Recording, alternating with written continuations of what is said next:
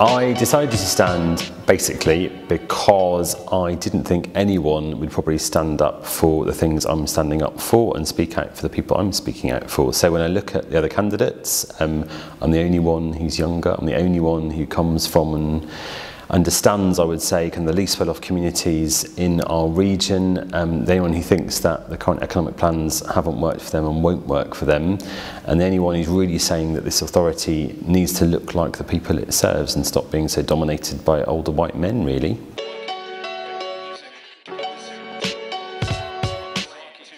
Well, I'm a councillor for Chelmsley Wood, which is one of the least well-off areas in the West Midlands. And if you look at the West Midlands, that's one of its characteristics, sad but true. So 1 in 3 children in the West Midlands live in poverty at the moment, which is an absolutely scandalous number. And actually we have huge communities who just feel completely left behind. And I really felt that that's not understood by the political class. And actually, as a social worker, that's where I live, that's where I represent, that's where I work. And I think I understand better those needs and those problems than the other candidates do.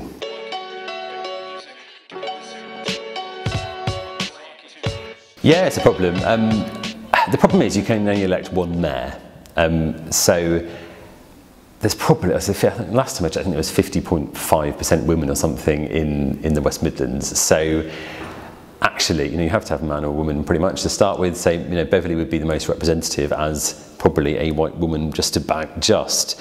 So I think we have to look wider than that. So the mayor is going to chair a board of basically cabinet members for different portfolio areas. So I would argue across the mayor and that board, that's what needs to look like the West Midlands. At the moment, that board is almost exclusively older white men, almost exclusively, and that's, I think, where the problem really lies.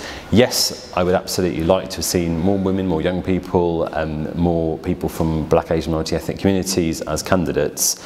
We are where we are on that one. So one thing I've talked about, for example, is appointing or inviting someone to be deputy mayor, because the mayor has to appoint a deputy who is a woman, to at least ensure gender balance in that way, and to charge them with a portfolio for inclusive growth to make sure that these economic plans work for everyone.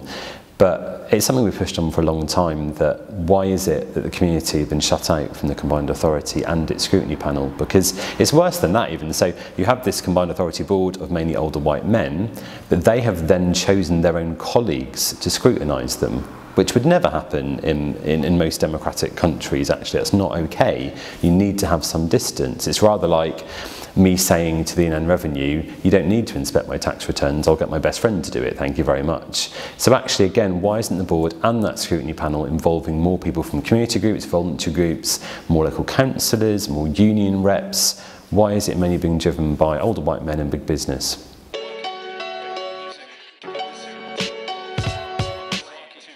Good question. So Coventry also had an election in 2012 and voted against having a mayor as well.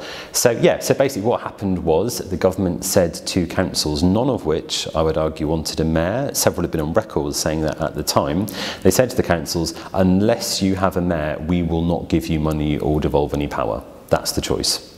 So they were strong-armed into it. That's why we've got a mayor. Will the mayor make a difference? Again, it comes down to what that mayor does.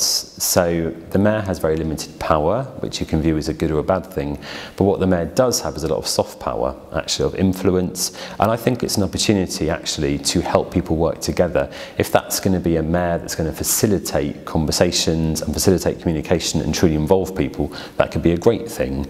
I guess, quite frankly, with that one, only time will tell, but it's a lot of money. I mean, I think the election will cost 4 million, so you're probably looking at 5 million over the 3-year period for a mayor. And I guess we will have to see at the end of that time if that was money well spent or not.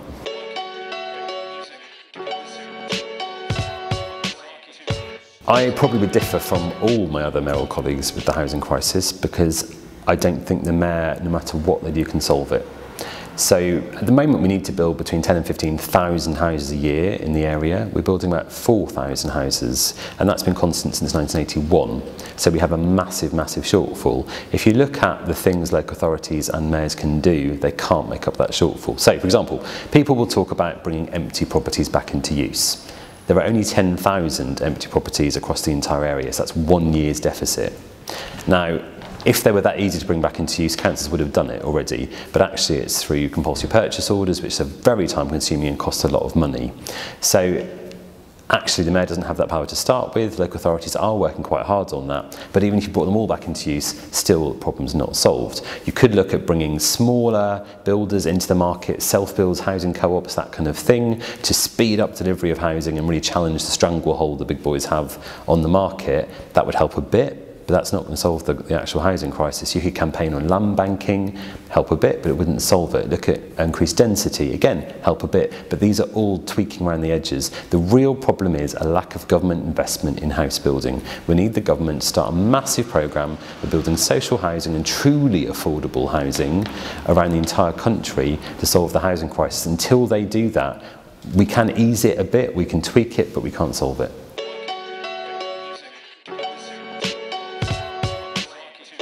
The problem with congestion is everyone will say they want congestion tackled, but everyone wants to keep their car and they want to keep driving. Basically what they want is everyone else to stop and them to carry on. So what we have to do, and I think we'd all agree on this, is we basically have to create a public transport system which is cheaper, quicker, faster, more pleasant to use and more convenient than driving your car. Because until we do that, people are not going to start using public transport and getting out of their cars. And we have to accept at the moment the public transport system is not viable for most people. I drive quite a lot because of where I live. If I want to get to Birmingham, an hour and a quarter sometimes on the bus for me, 23 or 4 minutes by car. Actually, after 6:30 to my estate, a handful of buses, you'll be standing in the rain for up to an hour at a bus stop. Actually, we have to make the system usable before we can start taking more coercive measures to try and get car drivers to get into public transport. So one thing I would like to do, for example, is look at Sprint. So Sprint is a system that's worked really well in many places, like Colombia have an amazing Sprint system, and they're basically buses that essentially operate on a kind of park and ride model. They pick people up at wherever, they stop very rarely, and they have reallocated road space. There's no other things clogging them up, there's no other buses in their bus lane, and they charge into the city centre really, really quickly. They're modern, they're comfortable buses, there's Wi-Fi, etc., etc. And they actually draw up kind of in bus stations, which are just like train stations. They draw up where they have several sets of doors, which are next to sets of doors in the bus station, and you've already checked into that bus station and paid, and you just get on the bus and it goes. I think if we could get to that stage, which is quick and doable because it's not as slow as building trains or train lines and the rest of it, not as expensive, we could see a massive change very quickly. But that would involve taking road space away from cars, which people aren't too keen on. So I think until the public are willing to accept if we're going to tackle congestion, that will mean some changes. It's going to be very difficult.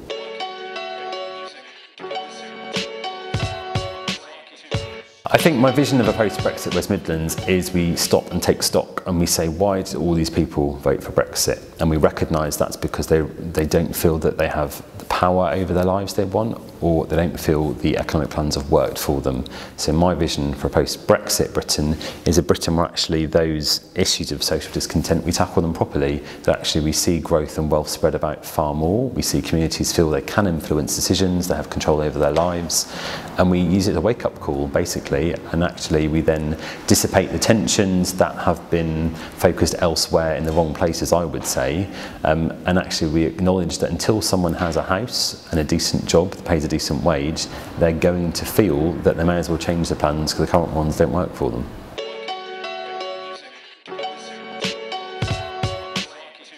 It's a real problem, and I'm worried by some of the candidates who have been, I would say, playing to those fears in an effort to get elected. I think we have to be very careful, but I think we do have to start looking at building a more inclusive Birmingham and a Birmingham where people mix far more. So diversity is a great thing, but actually it's only a great thing if we harness it. Yes, we'll make better decisions if we involve more voices, but we don't do that, actually. I think we need to do far more to try and encourage people to mix, to understand each other, to get involved in celebrating and harnessing those differences. But for too long we've been content, I think, to kind of almost ghettoise some communities, really. And a huge part is ignorance and not knowing people. Actually, if you know people from a community and hear their story and understand them, you can start to connect and realize they're not other, they're not different to me, they're human, they cry the way I do, they feel happy and sad the way I do, they're the same as me. We have to do far more work on actually making a more cohesive Birmingham.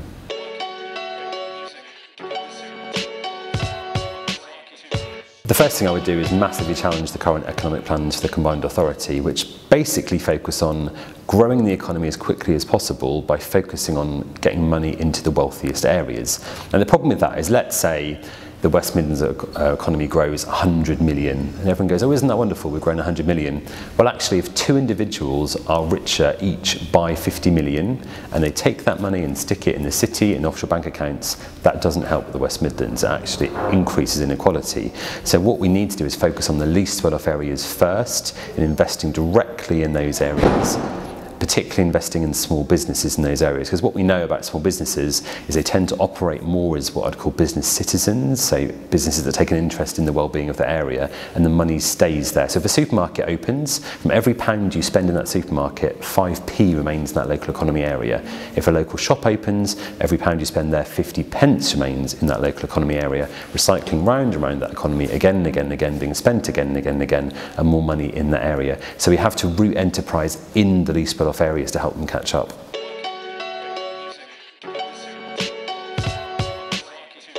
Well, the answer is voting a government who doesn't believe in austerity and understands it's a cynical, false and harmful policy which causes untold suffering unnecessarily.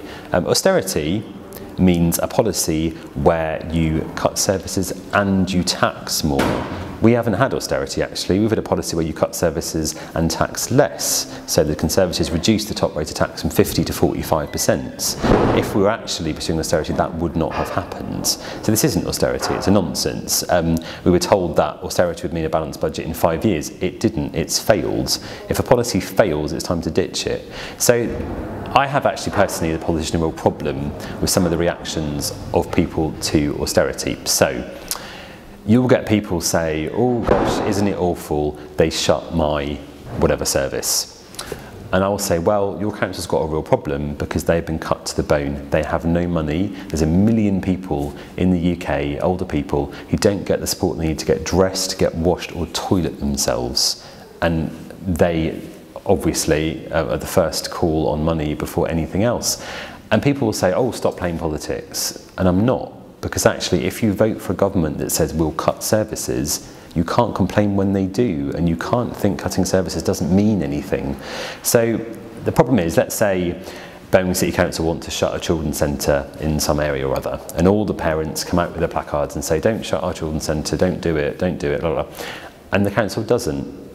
But the problem is the council still have the same limited budget, so what they'll do instead is cut a different children's centre somewhere else where the parents aren't so literate, aren't so mobilised, aren't so organised, aren't so confident, because there's a limited budget. And that's the problem. The pot of money is too small. So yes, it's awful they've cut supporting people, but the problem is, if they don't cut supporting people, which more vulnerable, more voiceless group are they going to cut instead? There is no simple solution beyond actually the government giving councils the money they need to support vulnerable people.